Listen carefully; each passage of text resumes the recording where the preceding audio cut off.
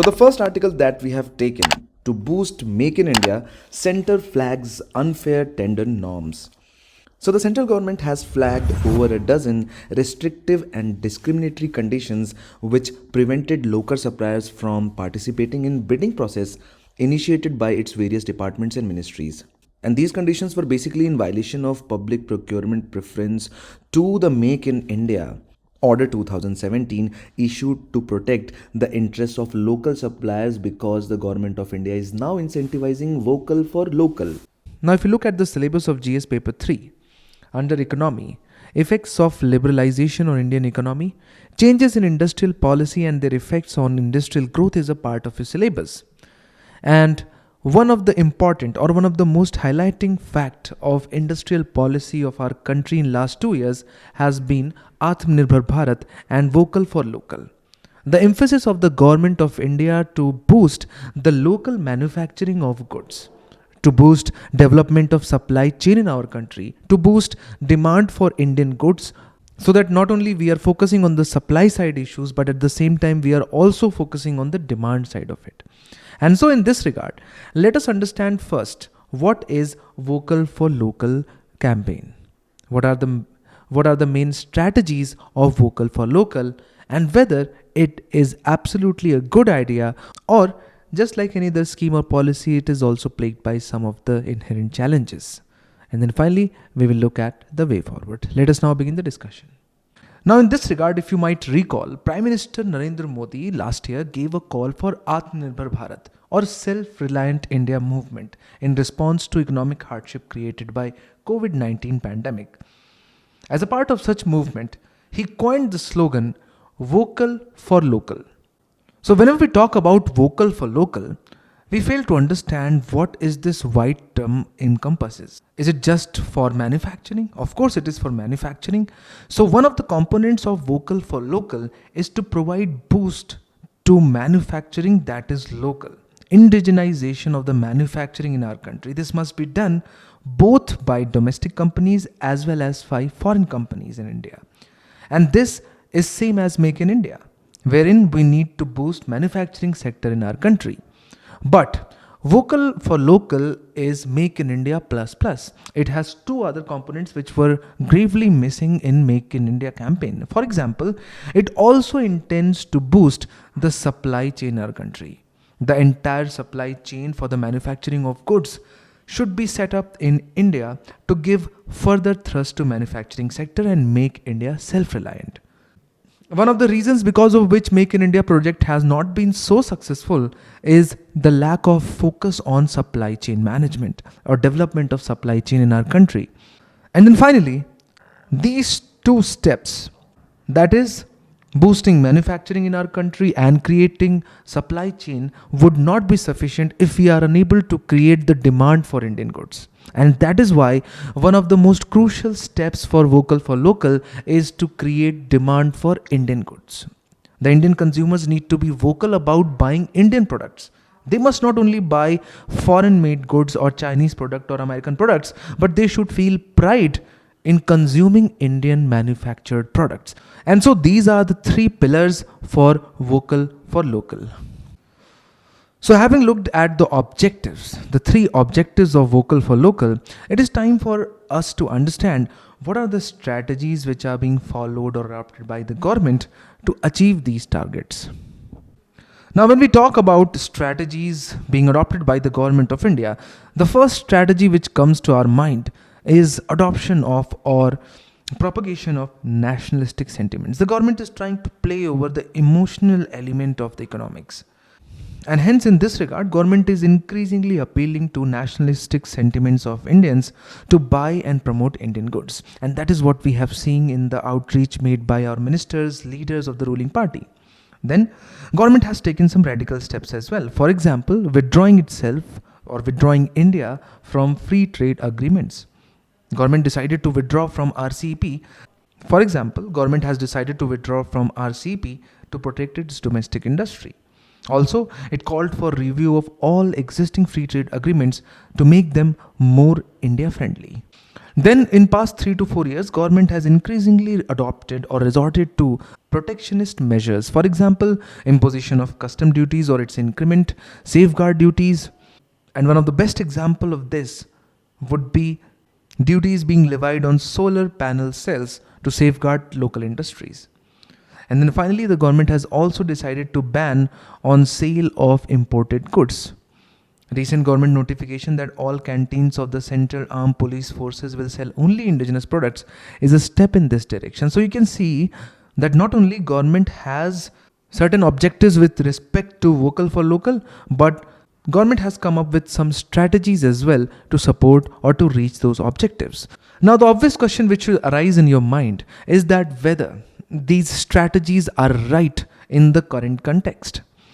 Of course, the commonsensical approach tells us that protection of domestic industries is going to be ultimately beneficial for Indians. But if you look at our past experience, if you look at what had happened in India before 1991, the protectionist measure ultimately ended up hurting India's cause rather than benefiting us. It led to code license and quota raj. It led to increasing inefficiencies in India's public sector enterprises. It led us to economic stagnation. And so when we talk about protectionism, when we talk about boosting local manufacturing, it's not always such an easy job. There are both sides to it. It might end up helping the Indian manufacturing or Indian economy in general, or it might end up making us more vulnerable to global shocks, and let us understand how. And so as a serious UPSC aspirant, it is important for us to look at both benefits and challenges of such a step. Now, benefits are not difficult to think of. Of course, if you provide incentives to foreign companies to shift their production base to India, definitely it is going to give a big boost to Make in India and will help in a lot of employment creation in our country. That is not difficult to guess. Apart from that, we have a historical justification to be vocal for local, because if you look at all the global brands, all the brands which are being produced by multinational companies, at some point of time they were provided local protection. So the brands that are local today were initially local and grew because of the customer support provided by their domestic markets. Hence, buying and promoting Indian goods is going to enable them to become global brands and increase exports from India. Apart from that, if you look at it, if you are going to boost manufacturing in our country, it is definitely going to boost local supply chain, which will result in Make in India, and hence will lead to reduction in our import dependence, which is one of the biggest sources where our foreign exchange reserve goes. Apart from that, higher domestic manufacturing leads to production of a lot of different varieties of products, which then ultimately results in higher amount of choices which Indian consumer has. And ultimately, all of us know that incentivizing the domestic production, incentivizing local manufacturing results in virtuous economic cycle. Increase in domestic investment and FDI leads to increase in employment opportunities in our country, which then results in increase in per capita income, which then results in higher demand for goods. Now, in order to meet this higher demand, you will have increased investment or increase in foreign direct investment to meet that demand. And so this cycle continues forever, and this is a perpetual virtuous economic cycle. So we can clearly see, as far as benefits are concerned, there are multiple benefits of vocal for local, not just one. By boosting local manufacturing, by increasing the demand for Indian production, and hence to sustain these two, you will create supply chains. It is going to have multiple positive ramifications. But even the step like this is not without its own set of challenges. And it is important for us to have a look at these challenges as well. And so let us now look at some of the most prominent 4 challenges economists anticipate might result from vocal for local strategy. For example, the first concern which has been raised by economists is that India is still not ready to go vocal for local.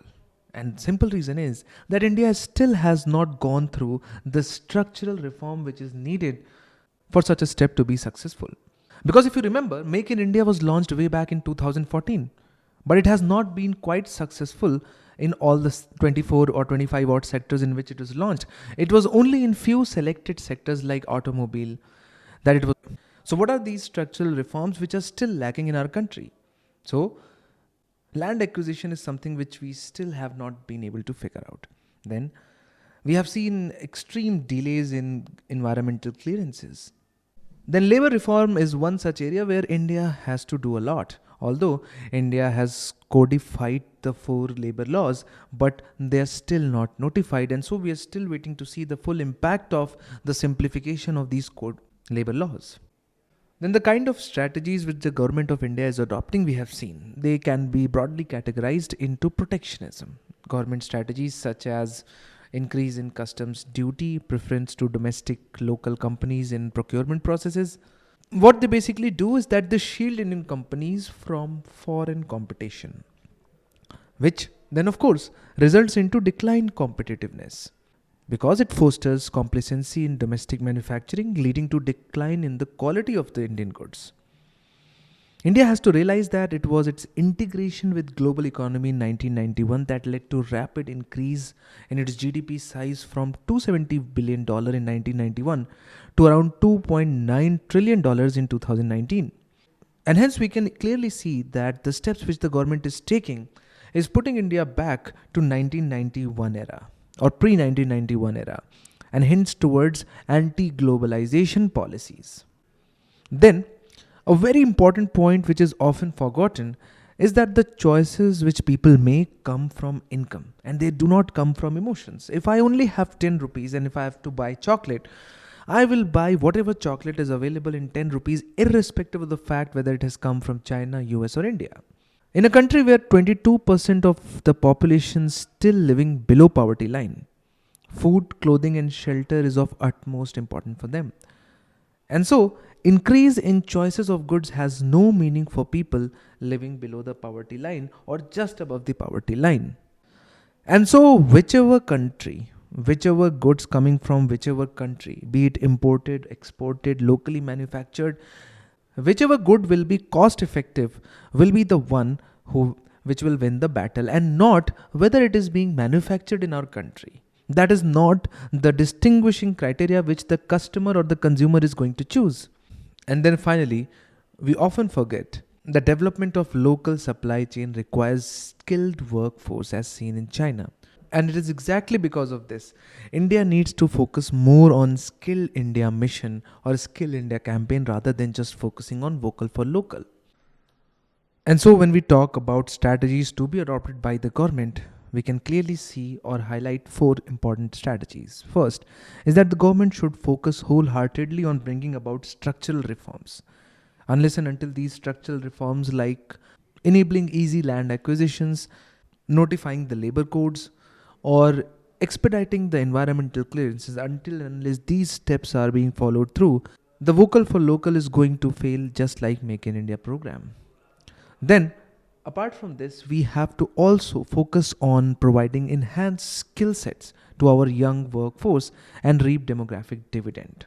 And that should be priority number 2. Priority number 3 should be to enable free and fair competition between foreign and domestic companies. We should not create a platform where the foreign firms, the firms which are investing from outside or doing business in our country feel cheated, feel discriminated against. That should not be the case.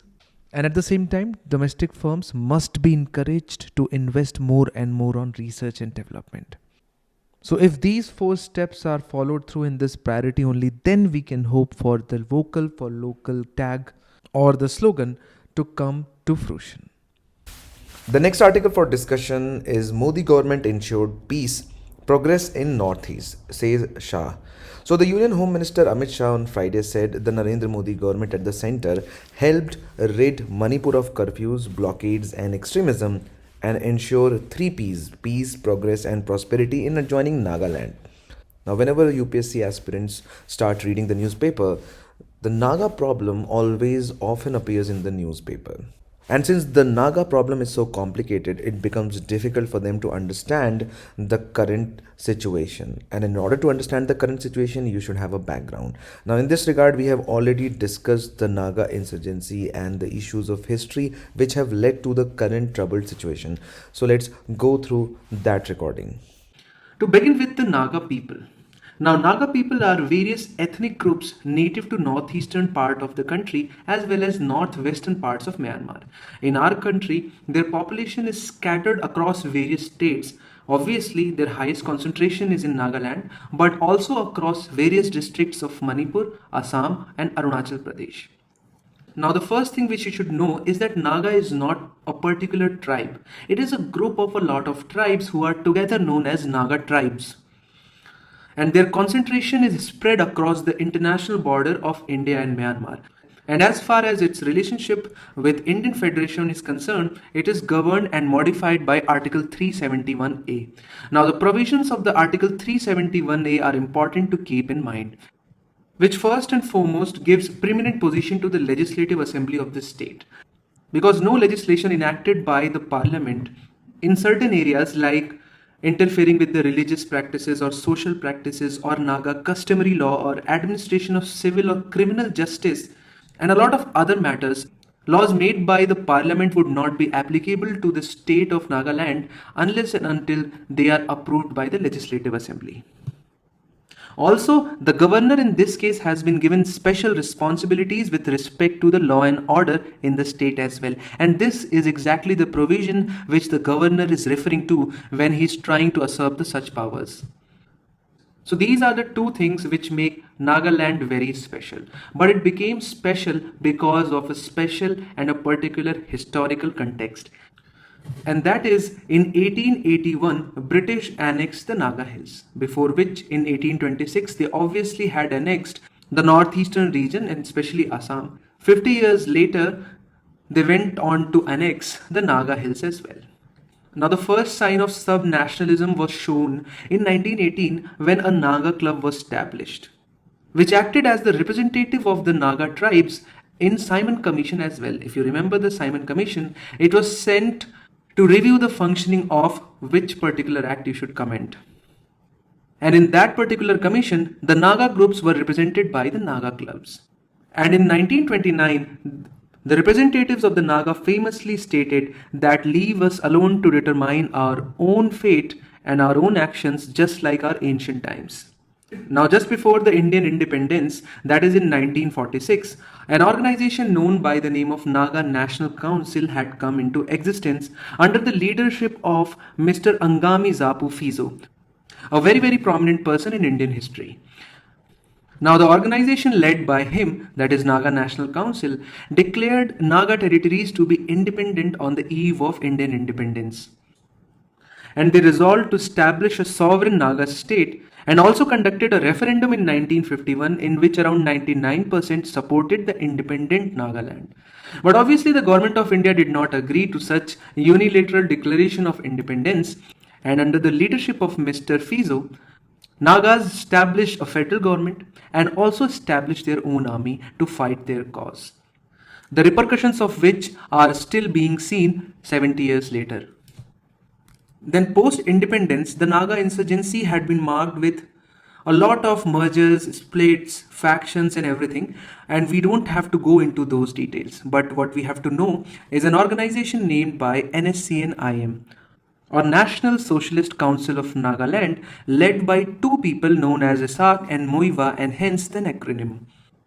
And reading about them is important because this is the organization with which the government of India is currently negotiating the agreement of Naga peace process. Why government of India is negotiating with IM? Because it has become the dominant insurgent group in the Naga insurgency. And also it has signed peace or ceasefire agreement. And since then, it has not violated that ceasefire agreement. So it shows that it's a very credible and a responsible organization. Now, as far as the main demands of NSC and IM is concerned, they mainly deal with two issues. Now, the number one is that we should recognize the unique history of Nagas. They are specifically against writing any kind of history which shows Naga as offshoot of some Indian population like that. And the second important demand, or you can say as the main agenda, is the creation of Greater Naga territorial unification. Now, if you recall the introduction, we saw how Naga tribes are distributed in various districts of Manipur, Arunachal Pradesh, as well as in Assam. And hence, this particular organization talks about creation of a greater Nagalim or an area which will encompass all these districts under the territory of Naga state ruled by Nagas. So, as far as the creation of factions and one faction becoming more important than the other is concerned, we have understood their two demands. And finally, in 1997, this particular group, headed by Isaac and Muiva, entered into ceasefire agreement in 1997 with Indian government. Now it is important to understand the terms of the treaty in order to understand the current trouble. Now, as far as the provisions were concerned, the insurgents of NSC and IM were granted immunity, which means the actions or the crimes which they have committed so far shall not be penalized. And there was cessation of offensive on both the sides, which means neither the Indian government nor the NSCN cadres will carry out raid against each other. And there was also cessation of forcible tax collection. Now focus on the term forcible. When these insurgent groups signed that they will not force, but which means that the tax collection by NSC and cadres is legal. What is illegal is forcible. So we have depleted the immunity by signing this contract because we have given the power to other authority to collect tax simultaneously. And as you know, this is not possible in any other state. So as a consequence, the credibility of local politicians who were involved in the democratic process of our Indian system or the framework which Indian constitution has laid down, their credibility was depleted hugely because they were not at all involved in this peace talks. It was a big setback to these local politicians. And another major blow to India's sovereignty was that it lost the control. And especially the security forces of Indian nation lost the ability to dominate a particular area, especially the Nagaland. And hence, the kind of law and order situation which the governor is talking right now has its genesis in 1997 peace accord. Finally, moving on to the framework agreement in 2015, which was signed between the government of India and NSC and IM representatives. Now, so far there are no details in the public domain, but whatever we know about this was revealed by Mr. R.N. Ravi to Parliamentary Standing Committee on Home Affairs, in which he agreed that in 2015 the government of India has agreed to the recognition of uniqueness of Naga history. So one of the demands of INSC and IN has been met. Then the boundaries of the state shall not be touched. So the government of India, it seems, has made it clear that there is no going to be tampering as far as the surrounding states are concerned. So the main demand of NSC and IM has not been met in the 2015 framework according to R.N. Ravi. We don't know what exactly is the case, but what he has revealed to Parliamentary Standing Committee is the Indian state has not agreed to such a demand. And for that, they have evolved a special arrangement that would be made for Naga areas wherever they reside. So for example, if there is a village of Naga people in Manipur, that particular region or that particular village shall be given some special powers. Either they will be made more autonomous or the control of Manipur government on that Manipuri village could be reduced. We don't know what the mechanism is. There were agreement on special arrangements. We don't know what these special arrangements are. Now, the question arises that when 2015 framework agreement was signed, then why is there a panic and sudden rise in violence and tax collection in Nagaland? And that is because of the recent revocation of the special status of Jammu and Kashmir, which has created a kind of panic in other insurgent groups as well. But at the same time, you should also understand that for Naga insurgents to go beyond a particular cutoff or a threshold is not at all feasible right now, because the circumstances in which Mr. Fizo or Mr. Isaac and Moiva carried out their insurgent movements were very different. The context and the situations have changed, as indicated by reduction in violence, and this is a continuous trend in last 2 decades. The extension of ceasefire agreement indefinitely and continuation of peace talks. So there is a continuous interaction between insurgent groups as well as the central government, and all the successive prime ministers have provided their support to this particular cause. So which shows a broad agreement from both the sides towards a peaceful resolution. Also, as far as the perception of Naga people is concerned, right now they understand the challenges which they will have to face once they move on the steps of Jammu and Kashmir or any other state. Also, they are seeing the kind of progress Mizoram has made once all the insurgents laid down their arms. And another reason why Naga people in majority are not willing to go for the independence of the state is because they have seen the insurgents and their actions in past 2 decades. There has been increase in tax collections and forcible tax collections and also the intimidations. So Naga people also do not have a very positive image of these insurgent groups. Also, as far as the leadership of these insurgent groups are concerned, their top leadership is either very old or most of the people have passed away. Whereas the people who are taking these positions or the second rung leaders have a low stature. They are not very prominent people in the Naga society, and hence, even if they try to break the ceasefire agreement or try to start the insurgency movement, there are hardly any supporter left for them. Now, and as far as the support for these insurgents movement from Myanmar and Bangladesh is concerned, current safe harbor have been ended by both these governments because they are supportive to India.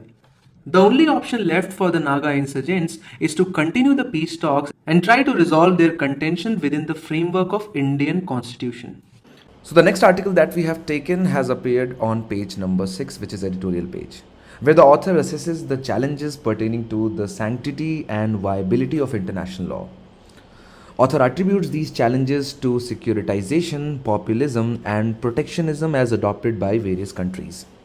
Now, from the perspective of civil services examination, especially for GS2 portion, the essence of this article is very, very important, but nitty-gritties might not be that relevant.